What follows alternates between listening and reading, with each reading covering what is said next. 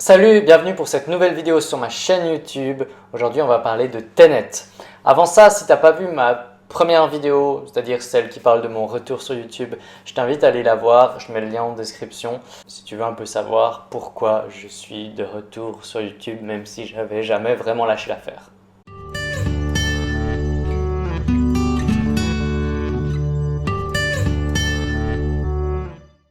Aujourd'hui, on parle de Tenet, un film de Christopher Nolan que j'adore. C'est un de mes réalisateurs préférés, si ce n'est mon réalisateur préféré. Du coup, j'ai tendance à être un peu critique avec lui, ou plutôt exigeant, assez sévère dans mon analyse.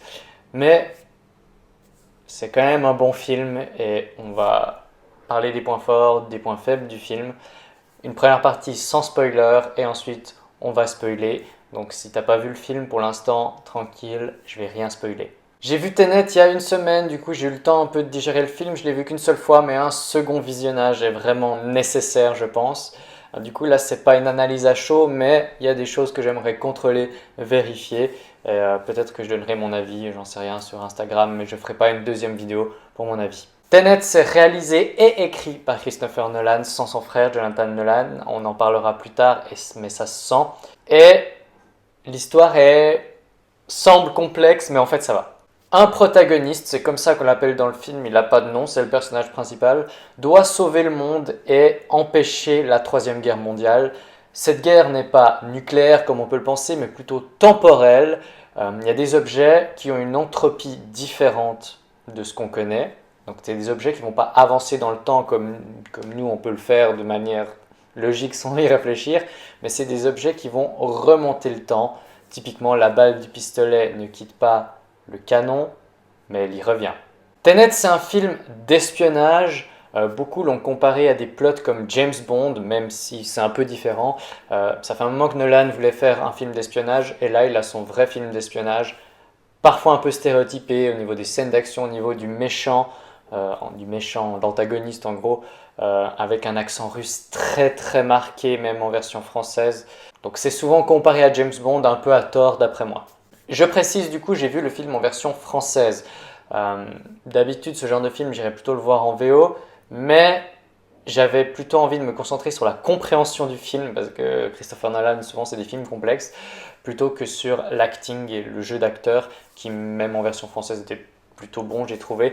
Donc, quand j'irai voir le film une deuxième fois, ça sera clairement en VO, histoire d'avoir voilà, les deux comme point de comparaison.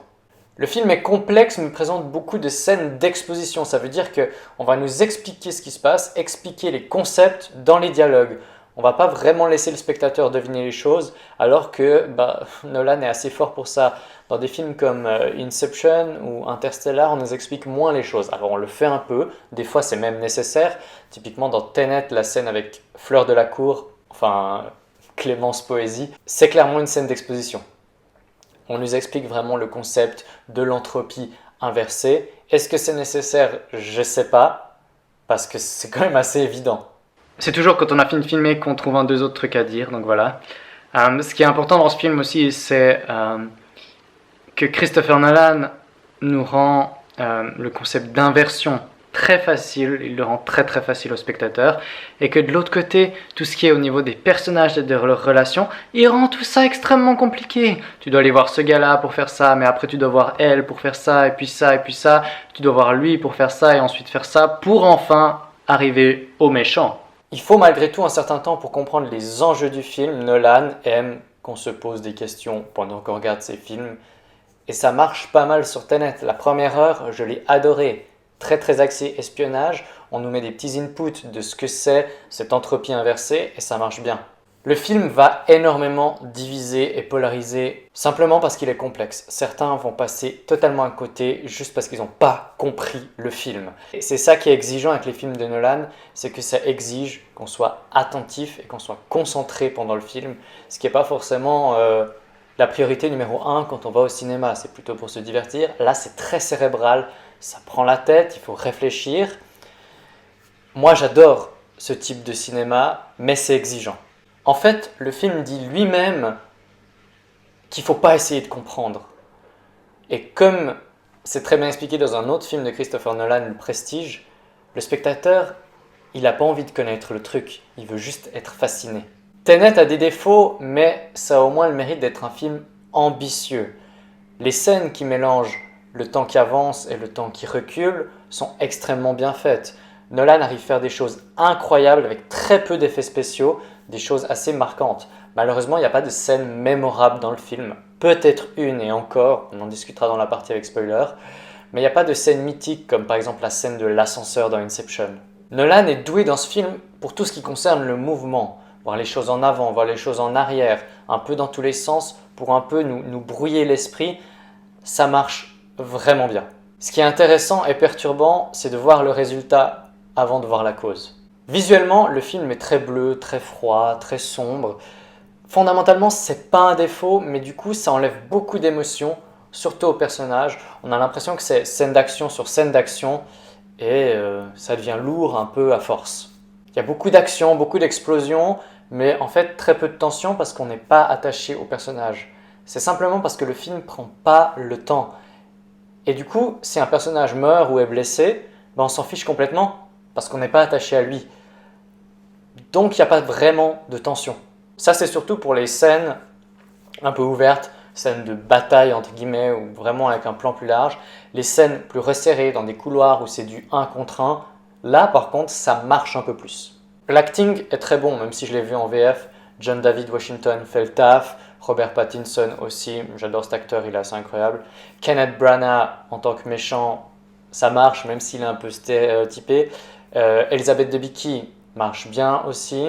En tout cas, les fans d'Harry Potter vont être contents avec Robert Pattinson, Kenneth Branagh et Clémence Poésy. Le personnage le plus attachant est peut-être celui incarné par Elizabeth Debicki, Kat. On comprend l'histoire d'elle, de son mari, de son fils, mais on a quand même de la peine à s'y attacher. On s'attache encore moins au protagoniste. Comme j'ai dit avant, c'est comme ça qu'on parle de lui. Il n'a pas de nom dans le film, ça fait très méta, on ne sait pas trop pourquoi, mais bon. Lui non plus, on ne s'attache pas du tout à lui, on ne sait pas d'où il vient, on ne sait pas qui c'est, enfin, il n'y a rien, c'est très très plat et très très neutre. Alors c'est certainement volontaire de Christopher Nolan, mais on sent vraiment qu'il n'y a pas de développement de personnages, on ne nous donne pas d'indices sur qui ils sont, du coup on ne s'attache pas. Par exemple dans Inception, on s'attache énormément à Cobb parce qu'on comprend ses motivations, on comprend ce qu'il fait et pourquoi il le fait. Pareil dans Interstellar, Cooper, on s'attache à lui parce qu'il y a vraiment des liens familiaux. Typiquement la scène où il pleure en voyant la vidéo qui a mis des années à arriver jusqu'à lui, là ça marche. Dans Tenet, il n'y a aucune scène comme ça. Parlons un peu de la musique, elle fonctionne vraiment bien. C'est Goranson qui remplace Zimmer qui n'était pas disponible pour ce film, alors que Nolan a plutôt l'habitude de travailler avec lui. Mais ça fonctionne bien, la musique joue pas mal avec le rythme, la notion de temps, et c'est cohérent par rapport au film. Par contre, encore une fois, comme le film, il n'y a pas de morceaux mémorables, comme il peut y avoir dans Inception ou Interstellar. Je compare beaucoup à Inception et Interstellar au niveau de la musique parce que dans les autres films de Christopher Nolan, c'est quelque chose qui est beaucoup moins marqué. Si je pense à Memento ou au Prestige ou à The Following, c'est quand même moins présent. Et typiquement, j'irai au cinéma voir Inception ou Interstellar juste pour la musique, même si j'adore le film en soi. Dans le film, il y a un message un peu pro-écolo, le questionnement de quelle terre est-ce qu'on laisse à nos enfants, etc. C'est important de le souligner, c'est bien que ça soit présent, c'est déjà présent un peu dans Interstellar avec cette terre complètement ravagée et la nécessité de trouver un autre monde habitable parce qu'on a pourri notre terre. Ça marche bien, il y a une métaphore assez évidente en fin de film où on voit tout le monde se battre. Là, quand il y a la notion de couleur rouge-bleu, ceux qui vont en avant, ceux qui vont en arrière. Et en fait, on voit les gens se battre, mais on voit pas vraiment les ennemis. Voilà, c'est un peu la métaphore de sur Terre, on se bat maintenant contre un ennemi invisible qui est la catastrophe environnementale.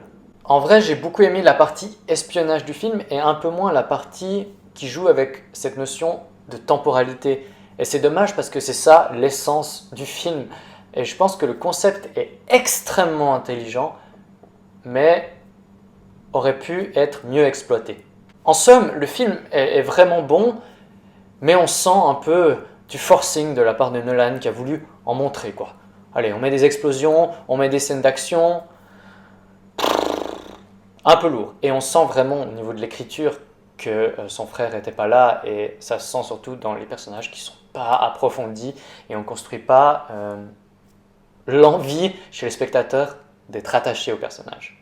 Ce que je trouve fascinant aussi, et oui, tu vois ça encore cadré comme ça parce que j'ai oublié de le dire avant, c'est que Christopher Nolan, il essaye toujours d'inventer quelque chose de nouveau, de proposer aux spectateurs une expérience inédite en fait. C'est pas du préquel, c'est pas des trucs, des remakes ou je sais pas quoi, c'est vraiment de l'inédit et ça peut que être encouragé dans le monde actuel où il y a énormément de remakes, reboots ou je sais pas quoi.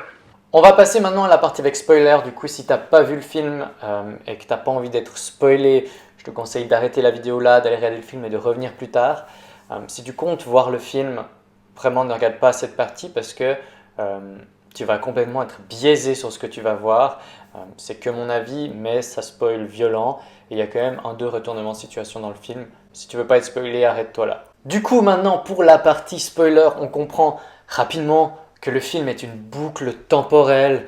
Voilà, le méchant a caché à divers endroits de la planète des objets qui sont censés provoquer l'entropie globale du monde et donc supprimer tout le monde de la planète.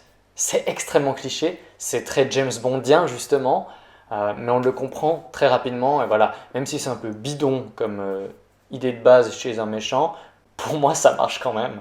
Et du coup, une équipe doit éviter que ça se produise, et cette équipe, c'est bien évidemment celle du protagoniste et de Neil. On comprend que le protagoniste a formé Neil et que Neil du futur va revenir dans le passé, environ une dizaine d'années, pour sauver le protagoniste. La boucle est assez compréhensible, il me semble. En gros, vu que tout a lieu, forcément, il va se sacrifier pour lui. Cause, effet, conséquence. Je commence à me demander si le cadrage n'est pas un peu trop près de moi. Vous voyez pas mon t-shirt, c'est dommage. C'est écrit Directed by Christopher Nolan. Si vous voulez acheter le t-shirt, je vous mets le lien en bio aussi parce qu'il est vachement cool. Si le monde existe en ce moment et que quelqu'un veut le détruire, si cette personne échoue, le monde va continuer d'exister, logique. Par contre, si cette personne réussit, le monde va continuer d'exister jusqu'au moment où elle réussit. Ça ne va pas s'arrêter d'un seul coup. Peut-être que dit comme ça c'est compliqué, mais allez le voir, c'est pas si compliqué que ça en fait. Quoique.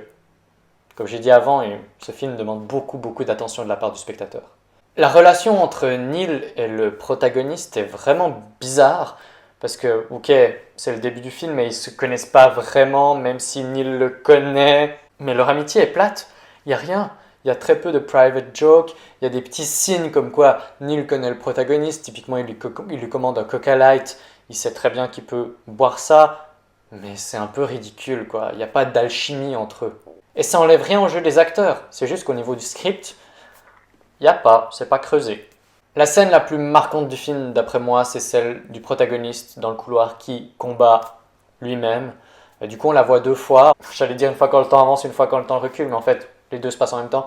Mais bref, on voit la scène deux fois. Ce mélange du temps qui avance et du temps qui recule marche bien, mais rien que la première fois où on la voit, j'avais déjà grillé en fait. Le personnage principal se bat contre quelqu'un totalement masqué, où on ne peut pas distinguer qui c'est. En fait, c'est super évident que c'est lui-même. Le mot Tenet est un palindrome, okay, ça se lit dans les deux sens, ce qui montre bien, encore une fois, cette notion de en avant, en arrière, le temps qui avance, le temps qui recule. C'est très intelligent de la part de Nolan. Le mot Tenet est très connu sur le carré de Sator, qui est un palindrome, un carré magique, un carré parfait latin, et tous les termes de ce carré sont présents dans le film. Évidemment, Sator, c'est le nom du méchant du film, l'oligarche russe. Arepo, c'est le nom du peintre, du faux peintre, celui qui fait les faux Goya. Opéra, c'est évident, référence à la première scène du film. Rotas, c'est la société qui permet d'entreposer et de conserver les biens là à l'aéroport. Et au centre, c'est Tenet, qui veut dire garder, maintenir en son pouvoir. En anglais, Tenet, c'est le principe de base d'une idéologie, d'une religion, d'une organisation, d'une théorie, d'un principe, enfin bref, c'est vraiment ce qui se situe à la base. Et l'organisation Tenet dans le film veut tout simplement maintenir le cours des choses. Ce qui s'est passé doit se passer. Tenet, c'est aussi Ten et Ten, pas la meuf dans Naruto, mais Ten à l'endroit et Ten à l'envers. Cette notion de 10, surtout de 10 minutes, est très présente dans le film. au début, mais surtout à la fin, où les personnages ont 10 minutes sur le champ de bataille, 10 minutes à l'endroit, 10 minutes à l'envers, et en même temps, palindrome, Tenet, ça marche bien. D'ailleurs, cette scène sur le champ de bataille, c'est le climax du film. Enfin, c'est censé être le climax du film, mais ça n'a pas du tout marché pour moi. Très peu de tension, je l'ai déjà dit. Le sacrifice de Neil, on le voit à peine. J'ai mis du temps à capter que en fait, le gars s'était sacrifié. C'est très très fouillis, beaucoup d'explosions, on ne comprend pas tout ce qui se passe. C'est pour ça qu'un deuxième visionnage est nécessaire. Et vraiment, quand je regardais cette scène, j'avais pas l'impression que c'était une des dernières du film. J'avais pas l'impression d'être au climax. Je me disais, ok, bon, il y a encore 15-20 minutes derrière, et puis il va y avoir quelque chose, une révélation, un truc fou. Mais non, enfin, il y a une révélation, mais elle est super évidente. Et on termine avec une théorie que j'ai entendue sur la chaîne de Captain Popcorn, qui pour moi est un des meilleurs, si ce n'est le meilleur critique cinéma francophone sur YouTube. Si vous ne connaissez pas, allez voir, je vous laisse le lien de sa chaîne en description. Là, je lui pique un peu une théorie, même si c'est une théorie qui a été reprise à de nombreuses fois, qui est certainement pas loin d'être confirmée par Nolan, tellement elle marche bien. Cette théorie, c'est Neil qui serait tout simplement dans le film le fils de Kat et de Sator. Max. Tout simplement, ça explique déjà pourquoi tout le monde veut sauver Kat. Et aussi, il y a beaucoup de choses qui sont expliquées par ça. Neil qui demande très rapidement au protagoniste s'il serait capable de kidnapper une femme et un enfant. En fait, à ce moment-là, Neil cherche vraiment à vérifier que le protagoniste a les valeurs qu'il lui connaît, sachant qu'il vient du futur dans le passé pour le connaître alors qu'il le connaît déjà dans le futur. Je rends tout plus compliqué alors que c'est simple. Et surtout quand il s'agit de déterminer quand Sator va mettre fin à ses jours et donc retourner l'entropie, en fait il n'y a personne qui sait à part Neil qui se souvient que c'est le 14. Et comment il se souvient de ça? Tout simplement parce qu'il était présent. Le fils de Kat et de Sator s'appelle Max, donc certainement Maximilien. Et si on prend les 4 dernières lettres de Maximilien et qu'on les met à l'envers, ça fait Neil. Ok, ça peut paraître un peu tiré par les cheveux, mais ça fonctionne. En parlant de cheveux, ceux de Neil et de Max sont étrangement similaires, avec cette crinière blonde, sachant que Robert Pattinson, c'est pas ses cheveux naturels, il y a quand même une volonté de montrer quelque chose. Et du coup, vous allez me demander, mais pourquoi Neil ne dit rien à Kat? Tout simplement parce qu'il ne veut pas changer le cours des choses, encore une fois. Il ne veut rien dire à sa mère pour que tout se passe comme ça doit se passer. Et voilà, on arrive à la fin de cet avis et cette analyse de Tenet. Il y aurait certainement encore plein de choses à dire. Je suis sûr que j'ai oublié des choses. Mais voilà, le film est très ambitieux. Il fonctionne bien. Le concept est super intéressant, mais pas traité de la meilleure manière d'après moi. Ça reste un bon film. Je suis très exigeant parce que c'est Nolan. Mais j'avoue que je suis un peu resté sur ma faim après ce premier visionnage. On verra comment c'est après le deuxième. Mais mon avis est encore un peu mitigé. En fait, le souci, c'est qu'il y a beaucoup de choses qui sont très prévisibles. Le combat du protagoniste contre lui-même, la petite bande rouge sur le sac à dos de Neil qu'on voit au départ, qu'on voit très rapidement après, et on comprend tout. En fait, c'est hyper ambivalent parce que d'un côté, le spectateur doit vraiment se creuser la tête, mais dès qu'on se creuse un petit peu la tête, on comprend très rapidement tout. Donc on nous demande de nous creuser la tête, on nous donne en même temps trop de réponses, c'est un peu fouillis et vraiment, l'idée de base est incroyable, mais le film est un peu décevant ensuite. Et franchement, les personnages pas développés dans les films, moi j'ai beaucoup de peine à m'identifier. Je te remercie d'avoir écouté mon avis jusqu'à la fin. N'hésite pas à me donner le tien en commentaire, je répondrai forcément. Je pense qu'il y a beaucoup à discuter sur ce film et c'est justement ça qui est hyper intéressant avec les films de Christopher Nolan. Avant de partir, n'hésite pas à t'abonner à la chaîne pour ne pas rater les prochaines vidéos. N'hésite pas à me suivre sur les réseaux sociaux, surtout sur Instagram. Et en attendant, je te souhaite une très belle journée, soirée, matinée. Et on se voit très bientôt. Ciao!